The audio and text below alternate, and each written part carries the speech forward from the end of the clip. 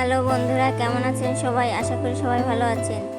আজকে আমি নিয়ে এসেছি বাম মাছ আর আলু দিয়ে একটি মজাদার রেসিপি। আজকের বাম মাছের রসাটা খুবই দারুণ ও খুব স্বাদ হয়েছে।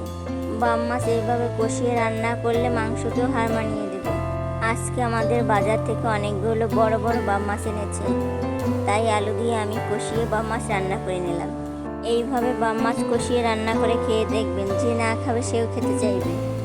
দেখুন, বাম মাছের পেটে ডিম হয়েছে, ডিমটাও খেতে খুব দারুণ হয়েছে। তাই এরকম একটা মজাদার রেসিপি পেতে হলে ভিডিওটা স্কিপ না করে পুরো ভিডিওটা দেখতে থাকুন। এই যে দেখুন, এখানে আমি 4টি বাম মাছ নিয়ে নিয়েছি। এই যে দেখুন, বাম মাছের পেটে ডিম হয়েছে। দেখুন, এইভাবে আমি বাম মাছগুলোকে টুকরো টুকরো করে কেটে নিয়েছি।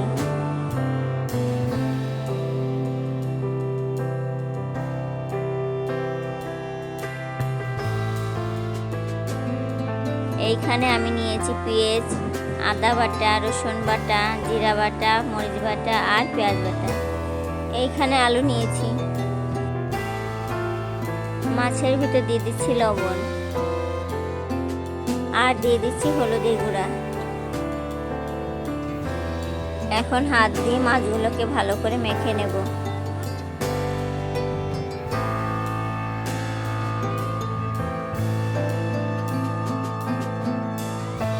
মাছগুলো লবণ হলুদ দিয়ে মাখানো হয়ে গেছে।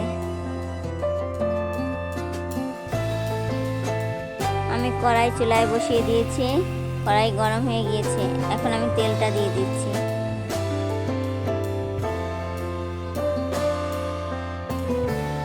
তেল গরম হয়ে গিয়েছে, এখন আমি এর ভিতরে মাছগুলোকে দিয়ে দিচ্ছি।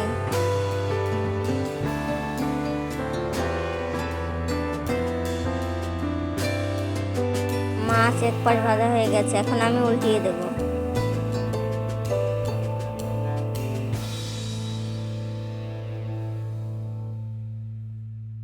সবগুলো মাছ আমার ভাজা হয়ে গেছে। মাছ ভাজা তেলেই আমি আরও একটু তেল দিয়ে দিচ্ছি। এই তেলের ভিতরেই আমি আলুগুলোকে ভেজে নেব। সবগুলো আলু আমার দেয়া হয়ে গেছে, এখন আমি একটু লালচে করে ভেজে নেব। আলুর ভিতরে আমি একটু লবণ দিয়ে দিচ্ছি। লবণ দেওয়ার পর আলুটাকে আমি ভালো করে নেড়ে নেব। এই যে দেখুন, আলুটা কেমন লালচে হয়ে গেছে। আলু ভাজা হয়ে গেছে, এখন আমি নামিয়ে নেব।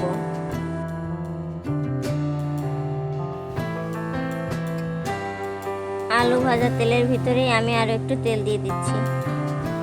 তেলের ভিতর দিয়ে দিচ্ছি তেজপাতা আর দিচ্ছি জিরে ফোড়ন। ফোড়নটা হয়ে গেছে, এখন আমি এর ভিতর দিয়ে দিচ্ছি পেঁয়াজ কুচি। পেঁয়াজটা আমি একটু লালচে করে ভেজে নেব। পেঁয়াজটা লালচে করে ভাজা হয়ে গেছে, এখন আমি এর ভিতর দিয়ে দিচ্ছি আদা বাটা, রসুন বাটা।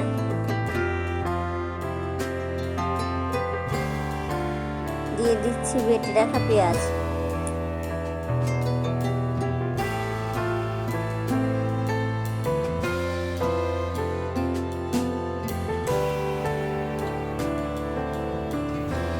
এখন দিয়ে দিচ্ছি জিরে বাটা।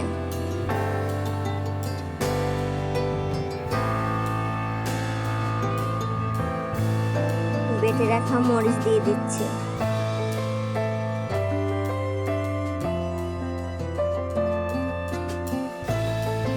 এখন দিয়ে দিচ্ছি হলুদের গুঁড়া। সবকিছু দেওয়ার পর আমি একটু নেড়ে নিচ্ছি। কষানোর জন্য আমি একটু জল দিয়ে দিচ্ছি।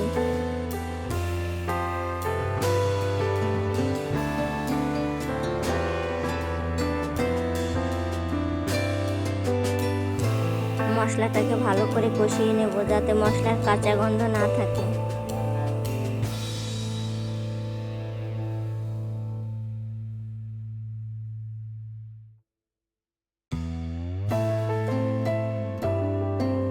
দিয়ে দিচ্ছি পরিমাণ মতো লবণ।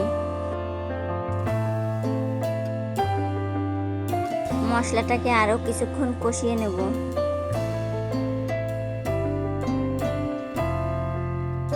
দেখুন মশলা থেকে তেল বেরিয়ে এসেছে। মশলাটা কষানো হয়ে গেছে, এখন আমি এর ভিতরে আলুগুলো দিয়ে দেব।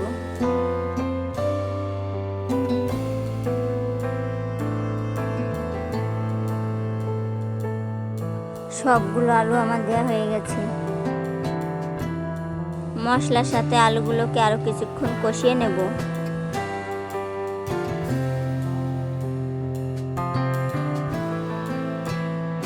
আলু আর মশলা কষানো হয়ে গেছে, এখন আমি এর ভিতর জল দিয়ে দেব। পরিমাণ মতো জলটা দিয়ে দিলাম। আপনারা আপনাদের পছন্দ অনুযায়ী জলটা দেবেন। ঝোলটা আমি একটু ঢেকে দিয়েছিলাম, দেখুন ঝোলটা ফুটে উঠেছে। ঝোলটা অনেকটাই ফুটে গেছে, এখন আমি এর ভিতরে মাছগুলো দিয়ে দেব।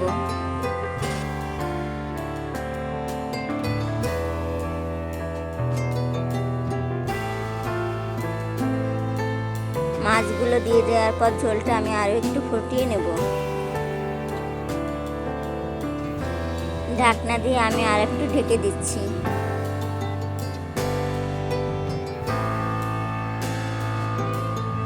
আমার ঝোলটা প্রায় হয়ে এসেছে।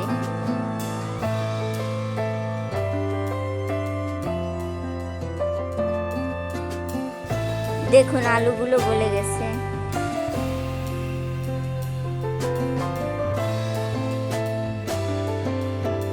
তরকারিটা হয়ে গেছে, এখন আমি এর ভিতরে গরম মশলাটা দিয়ে দিচ্ছি।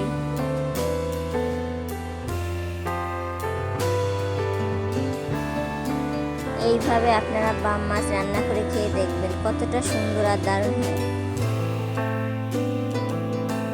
এইভাবে রান্না করে কাউকে খাওয়ালে আপনার প্রশংসা করতে হবে। দেখুন তরকারিটা দেখতে কতটা সুন্দর ও কালারফুল হয়েছে।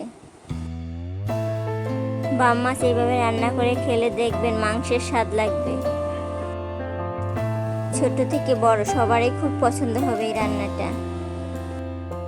তো বন্ধুরা, কেমন লাগলো আমার এই রেসিপিটা? অবশ্যই বাড়িতে রান্না করে খেয়ে দেখবেন আর আমাকে কমেন্ট করে জানাবেন।